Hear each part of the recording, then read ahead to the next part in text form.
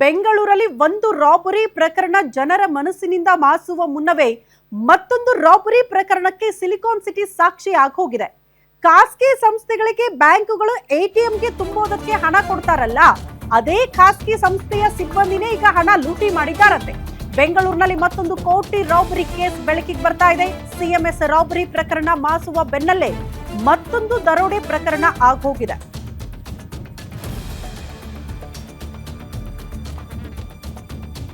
ಎಟಿಎಂಗೆ ತುಂಬೋದಕ್ಕೆ ಕೊಟ್ಟಿದ್ದ 1 ಕೋಟಿಗೂ ಹೆಚ್ಚು ಹಣ ಗಯಾಬ್. 1,38 ಲಕ್ಷ ರೂಪಾಯಿಯೊಂದಿಗೆ ಎಸ್ಕೇಪ್ ಆಗಿದೆಯಂತೆ ಗ್ಯಾಂಗ್. ಹಿಟಾಚಿ ಕಂಪನಿ ಸಿಬ್ಬಂದಿ ಹಣದೊಂದಿಗೆ ಎಸ್ಕೇಪ್ ಆಗಿದ್ದಾರೆ. ಈ ಹಿಟಾಚಿ ಇದೆಯಲ್ಲ, ಇದೊಂದು ಖಾಸಗಿ ಏಜೆನ್ಸಿ. ಇವರಿಗೆ ದುಡ್ಡು ಬ್ಯಾಂಕಿಂದ ಎಟಿಎಂಗೆ ತುಂಬೋದಕ್ಕೆ ಅಂತ ಈ ಏಜೆನ್ಸಿ ಅವರಿಗೆ ಗುತ್ತಿಗೆ ಕೊಟ್ಟಿರ್ತಾರೆ, ಟೆಂಡರ್ ಕೊಟ್ಟಿರ್ತಾರೆ. ಅವ್ರು ಅದನ್ನ ಸೇಫ್ ಆಗಿ ಎಟಿಎಂಗೆ ತೆಗೆದುಕೊಂಡು ಹೋಗಿ ತುಂಬಬೇಕು. ಬಟ್ ಯಾರು ತಗೊಂಡು ಹೋಗ್ತಾ ಇದ್ರಲ್ಲ ಸಿಬ್ಬಂದಿ, ಅದೇ ಸಿಬ್ಬಂದಿ ಹಣದ ಜೊತೆಗೆ ಪರಾರಿ ಹಾಕಿದ್ದಾರಂತೆ. 1 ಕೋಟಿಗೂ ಹೆಚ್ಚು ಹಣ ಇತ್ತು ಅಂತ ಹೇಳಲಾಗ್ತಾ ಇದೆ. 1,38 ಲಕ್ಷ ಅಂತ ಹಣ ಡೆಪಾಸಿಟ್ ಮಾಡದೆ ಅದರ ಜೊತೆಗೆ ಎಸ್ಕೇಪ್ ಆಗ್ಬಿಟ್ಟಿದ್ದಾರಂತೆ. ಕೋರಮಂಗಲ ಠಾಣೆಗೆ ಹಿಟಾಚಿ ಅಧಿಕಾರಿ ಬಂದು ಮಾಹಿತಿ ಕೊಟ್ಟಿದ್ದಾರೆ. ಪ್ರಕರಣ ದಾಖಲಿಸಿ ಆರೋಪಿಗಳಿಗಾಗಿ ಈಗ ಪೊಲೀಸರು ಹುಡುಕಾಟ ನಡೆಸಿದ್ದಾರೆ ಅನ್ನೋದ್ರ ಡೀಟೇಲ್ ಸಿಗ್ತಾ ಇದೆ. ಬೆಂಗಳೂರಲ್ಲಿ ಆ ಮೂಲಕ ಮತ್ತೊಂದು ರಾಬರಿ ಕೇಸ್ ಈಗ ಬೆಳಕಿಗೆ ಬರ್ತಾ ಇದೆ. ಈ ಸಿಎಂಎಸ್ ರಾಬರಿ ಪ್ರಕರಣ ಅಂತ ಯಾಕೆ ಹೇಳ್ತಾ ಇದ್ದೀವಿ ಅಂದ್ರೆ, ನಿಮಗೆಲ್ಲ ಗೊತ್ತು, ಬೆಂಗಳೂರಿನಲ್ಲಿ ಅತಿ ದೊಡ್ಡ ರಾಬರಿ ಪ್ರಕರಣ ಆಗಿತ್ತು. ಅದು ಕೂಡ ಸಿಎಂಎಸ್, ಇದೊಂದು ಖಾಸಗಿ ಏಜೆನ್ಸಿ. ಅದರಲ್ಲಿ ತೆಗೆದುಕೊಂಡು ಹೋಗ್ತಾ ಇದ್ದ ಹಣವನ್ನ ಹಾಡ ಹಗಲೇ ಹೈಜಾಕ್ ಮಾಡೋ ಮೂಲಕ ವಾಹನವನ್ನ ಅಲ್ಲಿಂದ ದುಡ್ಡನ್ನ ಎಗರಿಸ್ಕೊಂಡು ಹೋಗಿತ್ತು ಗ್ಯಾಂಗ್.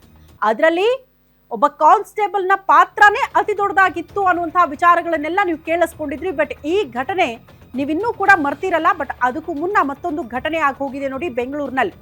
ಅದ್ಯಾಕೋ ಗೊತ್ತಿಲ್ಲ, ಇತ್ತೀಚೆಗೆ ಬ್ಯಾಂಕ್ ರಾಬರಿ, ಎಟಿಎಂಗೆ ತೆಗೆದುಕೊಂಡು ಹೋಗ್ತಾ ಇದ್ದ ಅಂತ ಹಣ, ಅದ್ರ ಜೊತೆಗೆ ಪರಾರಿ ಆಗ್ತಾ ಇರುವಂತಹ ಪ್ರಕರಣಗಳು ಮೇಲಿಂದ ಮೇಲೆ ಆಗ್ತಾನೆ ಇದೆ. ಈಗ ಮತ್ತೊಮ್ಮೆ ಬೆಂಗಳೂರಿನಲ್ಲಿ ಅಂಥದ್ದೊಂದು ರಾಬರಿ ಪ್ರಕರಣ ನಡೆದು ಹೋಗಿದೆ.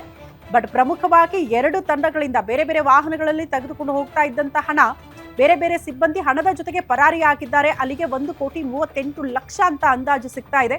ಬಟ್ ಇನ್ನಷ್ಟೇ ಮಾಹಿತಿ ಸಿಗಬೇಕು ಪೊಲೀಸರ ತನಿಖೆಯಿಂದ, ಎಷ್ಟು ಹಣ ಯಾವ ಸಿಬ್ಬಂದಿ ಜೊತೆಗೆ ಹೋಗಿದೆ ಅಂತ. ಈ ಬಗ್ಗೆ ಮತ್ತಷ್ಟು ಡೀಟೇಲ್ಸ್ ಅನ್ನ ಕೊಡ್ತಾ ಹೋಗ್ತಾರೆ ಹಿರಿಯ ಪ್ರತಿನಿಧಿ ಅಜಯ್ ಕುಮಾರ್. ನೇರ ಸಂಪರ್ಕದಲ್ಲಿ ಜಾಯಿನ್ ಆಗ್ತಿದ್ದಾರೆ. ಅಜಯ್, ಸಿಎಂಎಸ್ ರಾಬರಿ ಕೇಸ್ ಇನ್ನ ಜನ ಮರ್ತೇ ಇಲ್ಲ. ಅದರ ಬೆನ್ನಿಗೆ ಮತ್ತೊಂದು ರಾಬರಿ ಕೇಸ್ ನಡೆದು ಹೋಗುತ್ತೆ ಅಂತ ಅಂದ್ರೆ ಪೊಲೀಸರ ಭಯ ಇಲ್ಲ, ನಮ್ಮನ್ಯಾರನ್ನು ಹಿಡಿಯಲ್ಲ, ರಾಬರಿ ಮಾಡ್ಕೊಂಡು ಆರಾಮಾಗಿ ಲೈಫ್ ಸೆಟಲ್ ಮಾಡ್ಕೊಳ್ಬೇಕು ಅನ್ನೋ ರೀತಿಯಲ್ಲೇ ಪ್ರಕರಣಗಳು ಮೇಲಿಂದ ಮೇಲೆ ನಡೀತಾ ಇದೆಯಾ ಅನ್ನೋದು ಪ್ರಶ್ನೆ ಆಗ್ತಾ ಇದೆ ಅಜಯ್.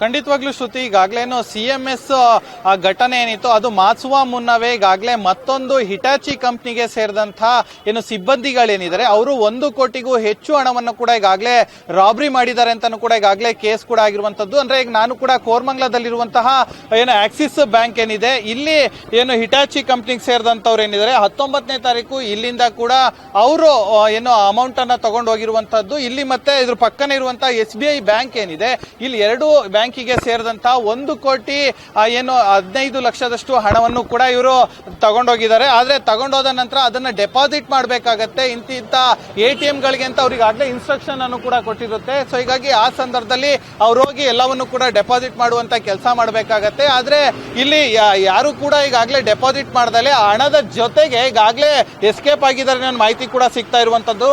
ಅದರಲ್ಲೂ ಕೂಡ ಪ್ರಮುಖವಾಗಿ ಪ್ರವೀಣ್ ಆಗಿರ್ಬೋದು, ಮತ್ತೆ ಧನಶೇಖರ್, ರಾಮಕ್ಕ ಮತ್ತೆ ಹರೀಶ್ ಕುಮಾರ್ ಅಂತ ಏನಿದ್ದಾರೆ 4 ಜನ ಆರೋಪಿಗಳ ಮೇಲೆ ಈಗಾಗಲೇ FIR ಕೂಡ ದಾಖಲಾಗಿರುವಂತದ್ದು. ಅಂದ್ರೆ ಇವರು 19ನೇ ತಾರೀಕು ಮಧ್ಯಾಹ್ನದ ವೇಳೆಗೂ ಕೂಡ ಏನು ಇಲ್ಲಿಂದ ಎಸ್ಕೇಪ್ ಆಗಿದ್ದಾರೆ ಅನ್ನೋ ಮಾಹಿತಿ ಕೂಡ ಇರುವಂತದ್ದು. ಆದ್ರೆ ಎಲ್ಲಿಗೆ ಹೋಗ್ತಿದ್ರು ಅನ್ನೋದ್ರ ಬಗ್ಗೆ ಈಗಾಗಲೇ ಅಲ್ಲಿದ್ದಂತ, ಅಂದ್ರೆ ವ್ಯಾನ್ ನಲ್ಲಿ ಇದ್ದಂತ ಟ್ರ್ಯಾಕರ್ ಏನಿರುತ್ತೆ ಅದ್ರ ಮುಖಾಂತರ GPS ಅದ್ರ ಮುಖಾಂತರ ಕೂಡ ಈಗಾಗಲೇ ಪತ್ತೆ ಹಚ್ಚೋದಕ್ಕೂ ಕೂಡ ಮುಂದಾಗಿದ್ದಾರೆ.